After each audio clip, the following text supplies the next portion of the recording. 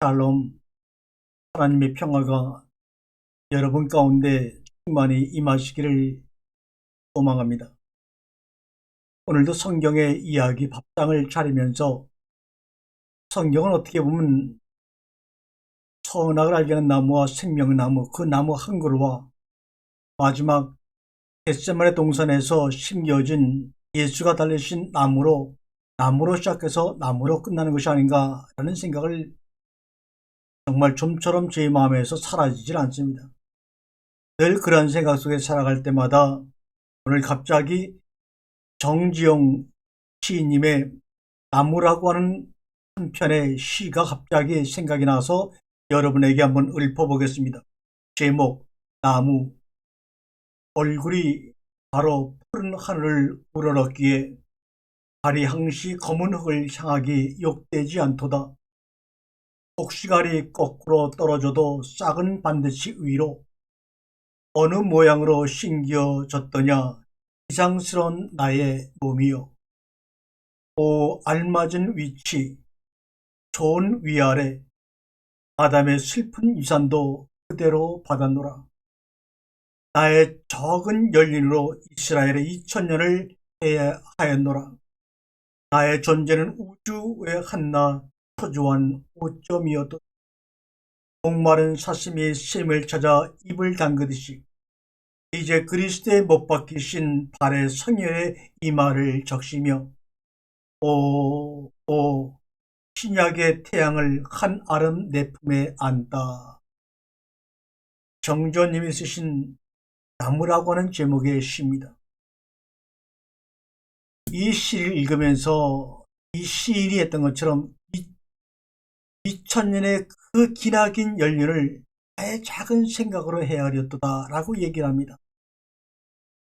제가 지금 나이가 65세인데 얼마나 더 많이 살겠습니까? 그런데 길어야 70년, 80년 사는 작은 바닷가의 모래알 좀밖에 안 되는 인생의 연륜과 그 삶을 가지고 감히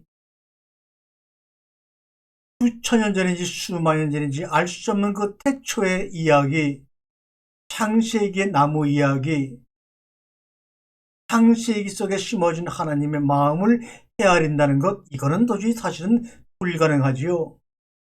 불가능한데 가능함을 이루게 하는 것은 하나님의 은혜요, 성령의 생각나게 하시며 하나님과의 교제 가운데서 이루어진 일이요, 하나님이 보여주시는 것만큼 보고 있는 이 자리의 꿈입니다. 오늘도 정말 작은 연륜을 가지고 끝없이 영원한 그 연륜의 삶, 그 창세기의 이야기 속에서 오늘은 정말 우리가 생각하고 있는 이 구원관이라는 것이 죽어서 구원관이요 아니면 살아서 구원관이요, 어떤 것이 성경에서 말씀하고 있는 구원관인가? 사실 구원관이라는 말은 성경에 없는 단어죠. 다만 사람들이 이 구원이라는 것, 거듭남이라는 것을 이야기하면서 우리 한글로 구원관 이렇게 얘기하는데, 그 구원관의 시작을 우리는 아브라함으로부터 시작을 합니다. 아브라함이라는 그 작은 가족, 게라를 아버지로 모시고 태어난 아브라함의 그 작은 가정으로부터 시작돼서 이스라엘 나라가 하나의 부족을 이루고 나라를 이루어서 가나안 땅으로 들어가죠. 이 데라와 아브라함은 그 당시 수메르의 중요한 도시인 우르라는 곳에서 75년을 살다가 하나님의 부르심을 받고 가나안을 향하여 떠납니다. 다른 사람이 가나안으로 가라고 한 것도 아니고 만물을 지으신 우리 아버지 하나님이 아브라함에게 직접 소리를 들려줘 이곳을 떠나 내가 지명하는 곳 가나안으로 가라, 이렇게 해서 부푼 꿈을 안고 가나안으로 갔는데, 여러분 보세요. 아브라함이 자기의 사랑하는 아내 사라가 죽을 때 그 사라를 위해서 무덤을 만들어야 되는데 만들 무덤 한 편 갖고 있지 않았잖아요. 그래서 해족속인 그들에게 막벨라 불이라는 것을 하나 사서 거기다가 사라를 안치하고 자신도 나중에 거기에 묻히지 않습니까?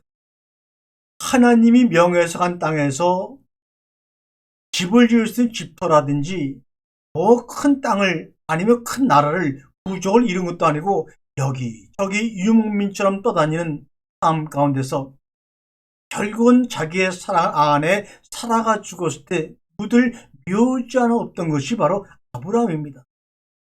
아니 하나님은 왜 그냥 갈대아 우리에서 떵떵거리며 우상을 만들면서 기적으로 지식인으로 대접받고 사는 아브라함을 가만 놔두지 아니하시고 이렇게 불러내어 낯선 땅으로 인도하셨으면 거기서 살 만큼 최소한도 품위를 유지하게끔 만들어 주셔야지 이게 뭡니까? 그러고 있다가 가뭄과 기근이 번갈아 일어나면서 이에 손주 땐 야곱 때에는 그 먹을 것 때문에 양식 때문에 애굽으로 들어가서 그에는 400년 이상을 종살이하지 않아요. 그리고 우여곡절 끝에 홍해를 건너 광야로 출애굽해서 가나안에 들어가서 나라를 세웠더니 사울왕과 다윗왕과 솔로몬 왕국을 지나서는 나라가 쪼개지고 결국은 바벨론의 지배를 당하고 아시리아의 지배를 당하고 그리스의 지배를 당하고 로마의 지배를 당하다가 전 세계에 흩어져 성전도 없어지고 영토도 없는 그러한 민족으로 떠들이 하다가 지금으로부터 72년 전 1948년에 가나안 땅 중에서 작은 땅을 구입해가지고 이스라엘 나라를 회복하는 그 삶을 살아가는 전 세계 어떤 나라도 이런 삶의 역경과 역사를 가지고 있는 나라는 아무도 없습니다. 그런 나라를 하나님이 선택해서 역사를 이루고 자신을 계시해 나가신 하나님의 그 오묘한 아니 오리무중 같은 그런 미로를 우리가 어떻게 파헤쳐 들어가서 그분을 만날 수 있겠어요? 그 미로를 스스로 걸어 나오셔서 우리를 만나주지 아니하시면 우리는 그분을 이해할 수가 없지요.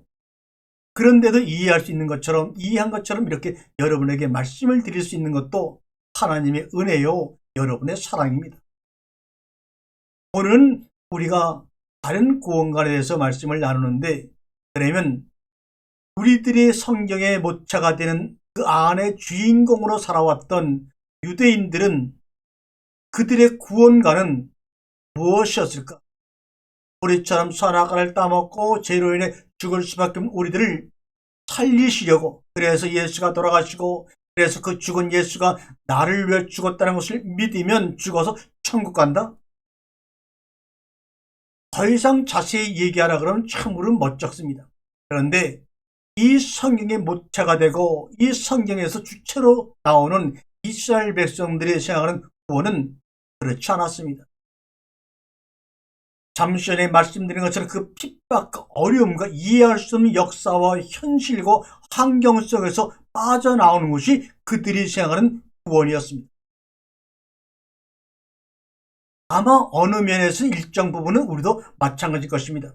아무리 노력해도 신분을 뛰어넘을 수가 없고, 아무리 노력해도 집을 장만하기 어렵고, 아무리 노력해도 취업하기 어렵고, 이제는 내 의사와 상관없이, 우리나라만의 노력과 상관없이 세계가 더불어 살아가는 가운데서 초부자가 탄생하고 초정보를 쥐고 있는 우리들이 탄생하고, 이런 현실 속에서 빠져나오고 싶은 것은 삶의 구원 맞지요.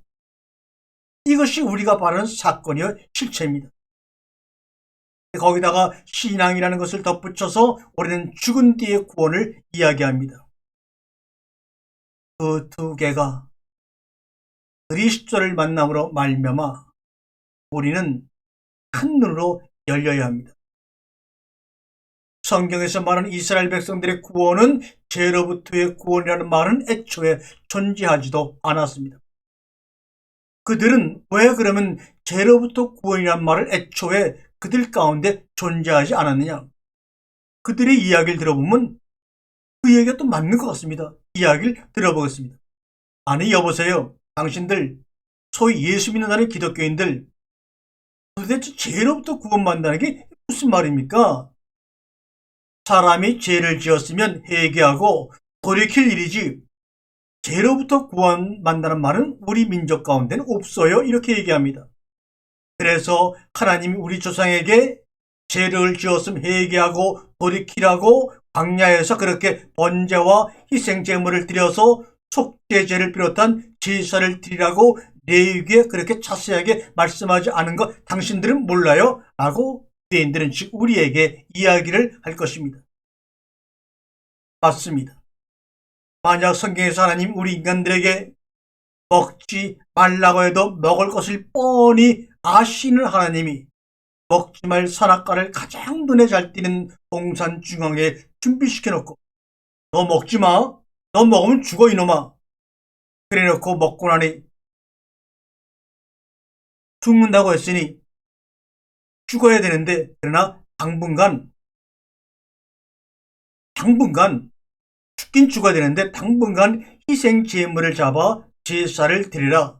그러고 있다가 어느 시기가 되면 세월이 지나면 내 아들 예수가 친히 내가 와서 너희가 드렸던 제물 대신 내가 제물이 되어 죄로부터 너희들을 구원시켜서 하늘나라로 인도할 거야 라고 했다면, 그렇게 말을 했다면, 그것이 그 선악과의 본뜻이라면 그렇게 말하는 하나님은 그 당시 근대 건동의 신들보다 더 유치하고 가급신이 아니겠습니까?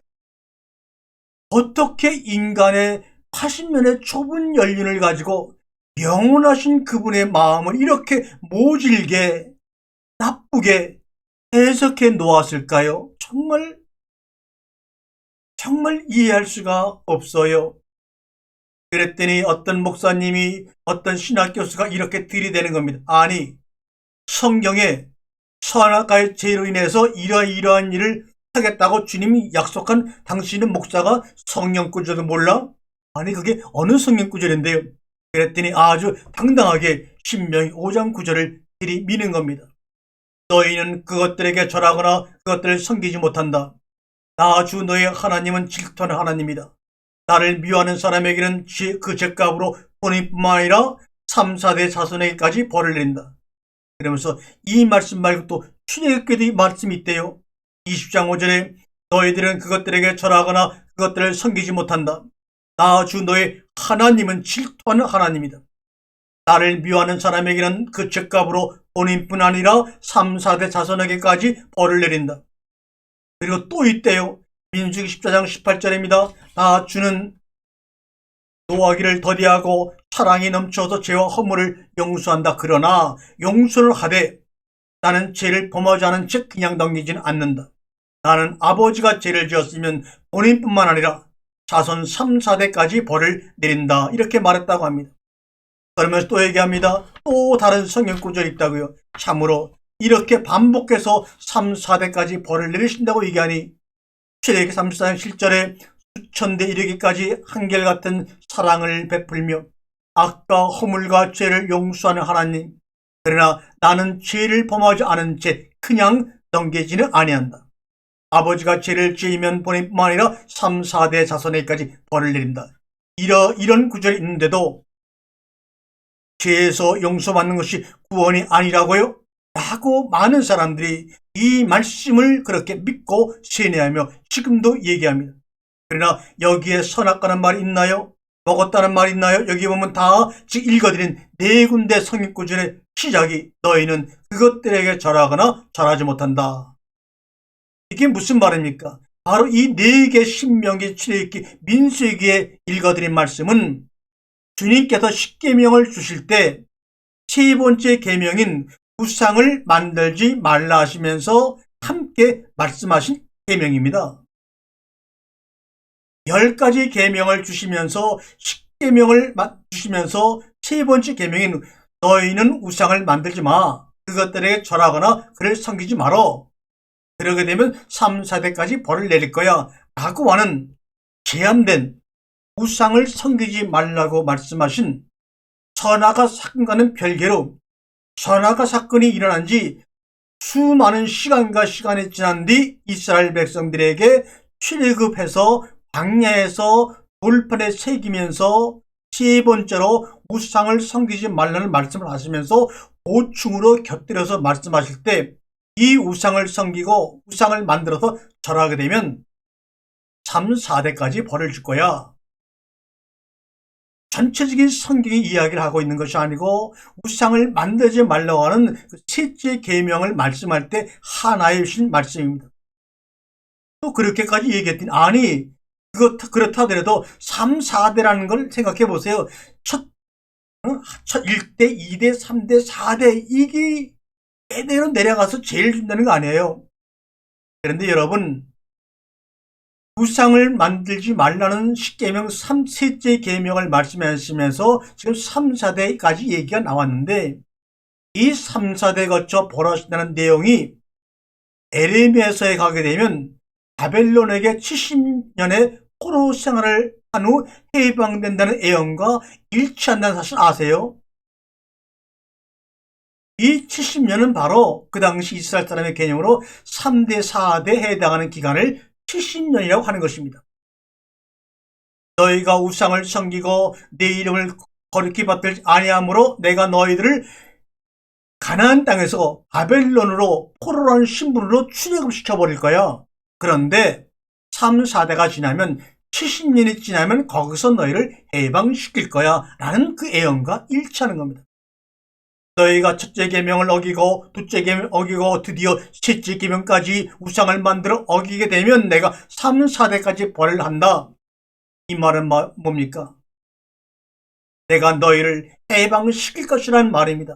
우상에서 하나님 이름을 망령되이 여기는 것에서 나 외에 다른 신을 섬기는 그런 삶 가운데서 너희들을 해방시켜 줄 거야. 이 말을 지금 하시는 것이지. 할아버지, 아버지, 손주까지 벌을 내린다는 그런 유치한 하나님을 이야기하고 있는 게 아니라 이 말입니다. 여러분 보세요. 그 당시에는 보통 한 집안에 3, 4대가 모여 사는 것은 정상이었어요. 그것을 이야기하는 거예요. 여러분 아브라함 출생 시에 노아를 비롯해서 10대 할아버지들이 함께 산 것 여러분 아세요? 노아는 아브라함과 58년을 함께 살았어요. 아니 할아버지들이 10대가 모여서 아브라함이 태어날 때까지 같이 살았어요. 그럼 뭡니까? 3, 4대는 거기에 비하면 한 세대도 안 되는 거예요. 한 세대도 뛰어넘는 것이 아닌 거예요.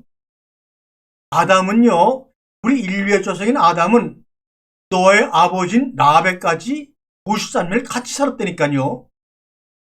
아브라함도 아브라함과 이삭과 야곱이 한 집안에 같이 살았어요. 이삭도 이삭과 야곱과 요셉이 한 집안에 같이 살았어요. 이삭과 야곱의 10또대 함께 살았다니까요. 이것이 3, 4대예요. 우상을 섬겨서 그 죄로 바벨론의 포로로 잡혀갔지만 3, 4대 만에 포로로 해서 해방되었잖아요. 너희가 첫째, 셋째, 둘째 계명을 어길 수밖에 없을 거야. 그러나 내가 3, 4대 만에 너희들 해방시킬 거야. 이 얘기가 바벨론 포로 70년 만에 이스라엘 백성을 귀환시킨 이 이야기가 일치되는 겁니다. 너희들은 그러한 계명을 어길 수밖에 없지만 내가 오래지 않아 3, 4대 안에 너희들을 그 족쇄에서 풀어서 해방시킬 거야. 이야기를 지금 하고 있는 건데 이거를 가지고 원죄를 만들어내고 죄에서 구원을 만들어내고 죽어서 천국 가는 걸 만들어내고 이게 어떻게 언제까지 이러고 있을 것입니까? 그러면 그렇게 말했던 그분들 그렇게 믿고 신앙생활 하고 있는 사람들이 이 성경을 어떻게 생각하십니까? 신명기 같은 모세오경의 신명기 24장 16절에는 자식이 잘못했다고 해서 부모를 죽이지 마세요. 그리고 부모가 잘못했다고 해서 자식을 죽여서도 아니 돼요. 사람은 자기가 지은 죄로만 죽임을 당해야 하오라고 신명기 24장 16절의 말씀은 어떻게 하실 겁니까? 또한 에스겔 18장 20절 말씀을 읽어드릴까요? 죄를 짓는 바로 그 사람이 죽을 것이다. 아버지의 죄 때문에 아들이 벌을 받는 일은 없을 것이야. 또 아들의 죄 때문에 아버지가 벌을 받는 일도 또한 없을 것이야. 이는 의로운 사람의 의로움도 그 사람의 것이며 악한 사람의 악도 자기의 목이기 때문이다. 에스겔 18장 말씀 여러분 기억하시죠? 또 있습니다. 아들은 아비의 죄악을 담당치 아니할 것이요 아비는 아들의 죄악을 담당치 아니하리니 의인의 의도 자기에게로 돌아가고 악인의 악도 자기에게로 돌아가리라. 역대하 25장 4절에 저희 자녀는 죽이지 아니하였으니 이는 모세 율법책에 기록된다라. 아버지의 죄로 인해 자녀를 죽이지 아니했으니 이는 모세 오경에 기록된 대로라고 이 말씀하신 이 말씀 들을 때 귀가 번쩍하지 않으시나요? 본 여호와께서 명하시어 명하여 이르시기를 자녀로 인하여 아비를 죽이지 말 것이요. 아멘. 아비로 인하여 자녀를 죽이지 말 것이라. 오직 각 사람은 자기의 죄로 인하여 죽을 것이니라 하셨더라. 아멘. 에레미야 19장 17장 9절 10절에 만물보다 거짓되고 심히 부패한 것은 마음이라. 누가 능히 이를 알려마는 나 여호와는 심장을 살피며 배부를 시험하고 각각 그의 행위와 행실대로 보응하나니. 또 신약으로 넘어와 볼까요? 요한복음 9장 1절과 3절은 너무나 유명한 구절이지요. 예수께서 길 가실 때 날 때부터 소경된 사람을 보신지라. 제자들이 예수께 물어 가로되 랍비여 이 사람이 소경으로 난 것이 네 죄로 인함이니까? 자기 죄 때문입니까? 그 부모의 죄 때문입니까? 이에 예수께서 가라사대 대답하시되 이 사람이나 그 부모가 죄를 범한 것이 아니라 그에게서 하나님의 일을 나타내고자 하심이라. 아멘. 이것입니다. 로마서 8장 1절과 2절에 그러므로 이제 그리스도 예수 안에 있는 자들에게 결코 정죄함이 없나니 이는 그리스도 예수 안에 있는 생명의 법이 죄와 사망의 법에서 너를 해방하였습니다. 예수님 안에 있는 생명의 법이, 성령의 법이 선악과 나무에서 열린 그 죄를 다 해방시켰다고 분명히 말씀합니다. 각 사람은 자신의 죄에 대한 결과에 대해서만 스스로 책임을 집니다. 그것이 바로 성경이 말씀하고 있는 하나님의 입장입니다. 다만 우리 죄는 다른 사람에게 영향을 미칠 수는 있습니다. 나의 죄성이, 나의 인격이, 나의 성품이 자녀에게 영향을 주어 자녀가 고통을 받게 하거나 자녀도 비슷한 성향을 지니게 되어 유사한 죄를 짓게 된다면 죄 자체가 정의되는 것이 아니라 나의 죄의 성품이 나 때문에 그들이 영향을 받아 죄를 질 수가 있고 삶을 어렵게 살아낼 수도 있다고 하는 것을 의미하는 것뿐이지요. 출애굽기 20장에 이렇게 5절에 말씀합니다. 그것들에게 절하지 말라. 그것들을 섬기지 말라. 나 내 하나님 여호와는 질투한 하나님인즉 나를 미워하는 자의 죄를 갚되 아버지로부터 아들에게로 3, 4대까지 이르게 하거니와 나를 사랑하고 지키는 자의 내 계명을 지키는 자에게는 영원히 1000대까지 은혜를 베푸리. 아브라함과 이삭과 야곱이 함께 살았어요. 아버지로부터 아들에게까지 3, 4대. 이것은 바로 그 가정을 이야기하는 거예요. 한 텐탄에 살고 있는 그 가족을 이야기하는 거예요. 가족을 넘어 후에 태어날 손주와 손주를 이야기하는 것이 아니라 이 말입니다. 이 성경 구절들은 모두 우상을 만들지 말라는 셋째 계명을 선포하시면서 구원하신 말씀입니다. 3대라는 숫자나 1000대라는 숫자에 해당하는 의미가 무엇이냐? 저주나 은혜가 자손들에게 3대나 1000대로 전가된다는 문자 그들의 의미가 아닙니다. 5대에는 보통 한 가족이 대가족으로 할아버지, 아들, 손자가 3, 4대가 함께 살아갑니다. 죄의 영향력이 미치는 범위로 진노는 거기까지라는 말씀을 숫자로 표현하고 있는데 숫자에 되어있던 이 어리석은 자들이요. 진노가 임하지만 일가족 구성원 정도의 시대까지라고 하는 것입니다. 거기에 비해 은혜가 1000대까지라는 말씀은 은혜가 영원하다는 것을 숫자적으로 우리에게 말씀하고 있는 하나님의 메타포입니다. 은유입니다. 따라서 부모의 죄에 대한 대가를 자녀가 받거나 자녀가 부모의 죄를 이어받아 감당하는 것이 아니라 부모의 죄에 대한 영향으로 자녀가 짓게 되는 죄에 대해서만 자녀 자신이 책임을 지게 되는 것입니다. 여러분, 우리 현대 살아가는 가정들을 많이 보세요. 아버지나 어머니가 알코올 중독이 걸리고 폭력을 사용하고 마약을 하고 성격이 수치로 변하는 조울증의 부모가 있고 성격이 파탄된 부모가 있다면 그 부모의 언어가 미치고 소리가 들리는 범위 내에서 함께 살고 있는 그 식구들은 얼마나 많은 상처와 영향과 감정이 손상을 당하겠습니까? 그래서 후에는 서로 독립해 나가서도 그 부모로부터 파탄된 부모로 받은 상처들을 이기지 못하고 정말로 또다시 자신의 가정을 제대로 꾸려가지 못하는 안타까운 일들이 지금 많이 있는 것입니다. 이거는 부모의 죄에 대한 영향으로 그들이 상처받은 결과지 죄 자체가 전가된 것은 아니라 이 말입니다. 그런 의미에서 가계 저주론이나 부모의 죄 때문에 자식이 하나님께 벌을 받는다는 등의 주장은 바른 주장이 아닙니다. 그래서 과거에 정말 가계 저주론 같은 책들이 얼마나 유행되었습니까? 70년대, 80년대. 그런데 이 가계 저주론은 이미 기독교 내에서도 오래전에 엉터리라고 판정이 났고 그것을 아주 주장하신 이윤호 목사 같은 학자들도 사과하고 자신의 주장을 없던 것으로 폐기 처분하였습니다. 부모의 재정 때문에 자녀 교육에 나쁜 환경이 조성될 수가 있어요. 부모가 가난하기 때문에 자녀의 교육 환경이 나쁠 수가 있어요. 그리하여 자녀가 죄를 지을 수 있는 나쁜 영향을 받게 되는 것이고 설령 그렇다더라도 자녀의 죄는 오직 자녀 자신의 몫입니다. 성경은 그런 입장을 취하고 있는 것입니다. 창세기 3장의 선악과 사건의 아담과 하하가 지은 죄로 지은 죄를 원죄로 우리에게 죄 저주가 이어지는 것이라고 말하는 이유는 도대체 무엇입니까?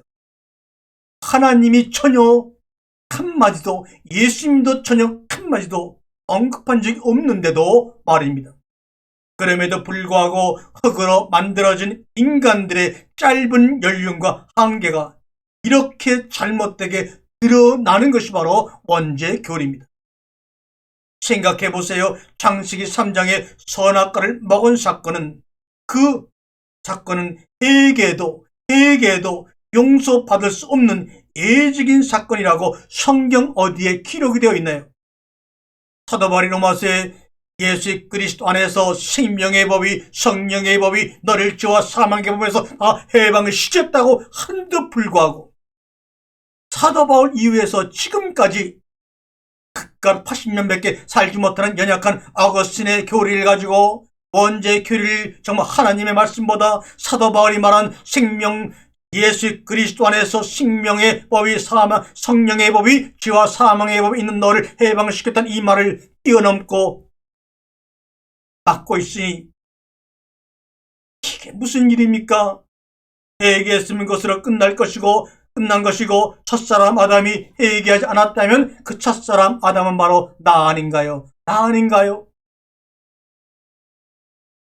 그런데 왜 죄의 연자제를 주장함으로 하나님의 마음과 작정을 왜곡하고 있습니까? 이제는 스탑하세요.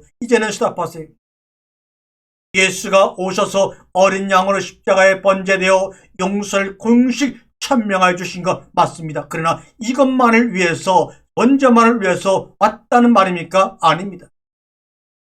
하나님을 그 아버지를 나의 제한된 짧은 연륜의 생각과 관념으로 제한시키지 말라 이 말이요. 하나님 어떤 제한에도 속박당하는 분이 아닙니다. 더군다나 속박당할 수 없는 하나님이십니다. 유대인이 꿈꾼 하나님의 나라는 하늘에 있는 것이 아닙니다. 이 땅에서 이루어지는 하나님의 나라입니다. 그리고 그 중심에 기름 부음 받은 자가 있습니다. 그리스도가 계십니다. 죽고 나서 만나는 메시아가 아니라 살아서 눈으로 확인하는 그 실상 그리스도입니다. 지금까지 오랫동안 기독교의 구원은 교리로 조직신학적으로 죄로부터 구원이요 죽어서 천당 가는 궁극적인 구원이라고 가르쳤습니다. 그것이 칼빈의 교리요 루터의 교리요 어거스틴의 교리입니다. 그러나 유대인들의 구원은 죄로부터 구원이 아니고 당면한 정치적, 현실적, 경제 위기로부터의 구원입니다. 그렇다면 여러분의 구원은 무엇입니까? 기독교의 구원도 말고 유대교의 구원도 말고 여러분의 구원은 무엇입니까? 여러분이 생각하는 그 구원은 무엇입니까? 하나님이 여러분에게 말씀하신 구원의 실체는 무엇입니까? 기름 부음 받은 자 그리스도는 메시아는 영적적 구원이 아닙니다. 현실 속의 구원을 가져온다고 이스라엘 백성들이 믿었던 것처럼 하나님의 구원도 now here 지금 여기서 기름 부음 받은 자로 우리 앞에 실제로 다가와 함께 하고 계시며 여러분과 제가 그것을 경험하며 우리도 또 함께 하고 있는 것입니다. 솔로몬 이후에 통일됐던 통일왕국은 두 개로 쪼개지지 않습니까? 10개 지파가 모인 거대한 북이스라엘과 유다 지파와 베냐민 지파의 반이 모여서 이루어진 남유다로 갈라집니다.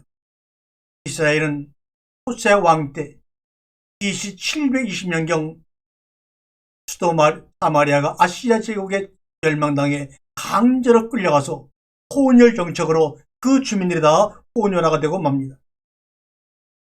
남유다는 바벨론 후에 그보다 훨씬 뒤에 580년 요시야 왕의 아들 히드기야 왕 때 멸망을 하죠. 그래서 성전이 파괴당하고 성전 내 성물을 다 빼앗기고 바벨론에 의해서 3년 동안 성이 포위당해서 예루살렘의 성전은 굶주림으로 처참한 지경에 이르렀다고 그 사항을 에레미야 애가가 기록하고 있습니다.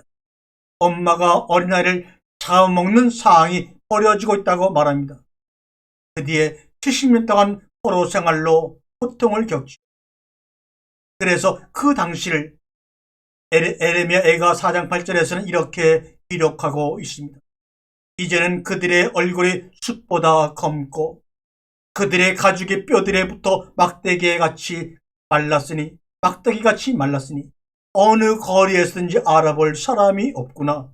칼에 죽은 자들이 쥐려 죽은 자들보다 나음은 토지소선이 끊어지므로 그들은 찔림받은 자처럼 점점 쇠약하여 가미라. 딸내 백성이 멸망할 때 자비로운 부녀들이 자기들의 손으로 자기들의 자녀를 삶아 먹었도다. 이런 일이 일어났었어요. 이런 일을 경험했어요. 이 모든 사항은 하나님께 불순종한 죄가 아니면 하나님이 이렇게 할 수가 없으라고 이해할 수밖에 더 있겠어요. 왜 이런 일이 일어났다고 어떻게 합리적으로 그들이 이해를 할 수 있겠어요? 하나님께 모든 것 떠넘기고 하나님께 불순종의 죄가 아니면 도저히 이런 일은 상상할 수 없는 것 아니야. 그래서 죄로부터 구원받아야 돼. 그래서 이 지옥 환경에서 벗어나야 돼 라고 이스라엘에서 그런 가운데서도 하나님께 죄를 지었기 때문이라고 생각을 했지만 죄로부터 구원이라고 생각하지 않았어요. 그 죄는 레위기에서 말씀하신 대로 날마다 동물을 잡아 제사를 지내므로 용서받을 수 있는 거야. 그러므로 이 현실의 삶 속에서 기름 부음 받은 자가 와서 우리를 경제적으로 정치적으로 강대국에서 우리를 해방시켜야 되라고 생각했던 것이 이스라엘 백성들의 구원관입니다.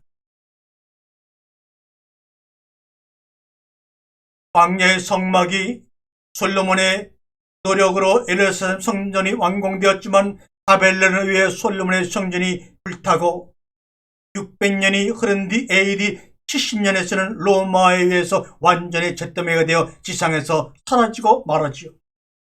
영기적으로 완전히 눈에 보이는 성전은 사라졌음에도 불구하고 이런 끝없는 경고에도 불구하고 눈에 보이는 건물교회를 위해서 온 몸과 시간과 돈을 바치고자 하는 이 땅의 어리석은 자들이요, 당신 속에 거하는 하나님의 영의 성전은 어디로 가고 없단 말인가? 우리 몸을 하나님이 거하시는 성전으로 삼아서 하나님의 말씀이 만나고 함께 먹는 밥이 만나고 너와 내가 만나는 이 몸된 성전을 확장시켜 나갈 생각하지 아니하고 이 땅에 하나님의 뜻을 이루어 드러내려고 하지 아니하고, 신기한 것은 바벨론에 의해서 성전이 불타고 로마 군인에 의해서 성전이 완전히 잿더미 속에 사라진 그날은 바로 9월 9일 같은 날에 2번이나 성전이 파괴되었다는 겁니다. 유대인 성서에 따르면 아볼의 9월 9일에 바벨론에 의해서 로마위에서 같은 날 파괴가 되었어요. 이렇게 성전 파괴를 계기로 유대교는 제사를 지내는 성전서 제사를 지내는 사두개파 제사장 중심에서 성전이 없어졌기 때문에 제사를 드릴 수 없기 때문에 바리새파가 주도하는 랍비 중심의 신앙으로 자연스럽게 바뀝니다. 성전 중심으로 함께 제물을 바치는 의식이 사라졌지만 랍비 중심의 말씀을 연구하고 토론하며 암송하는 새로운 형태의 신앙 형태가 예수님 사위의 유대 나라에 본격적으로 자리잡게 되었습니다.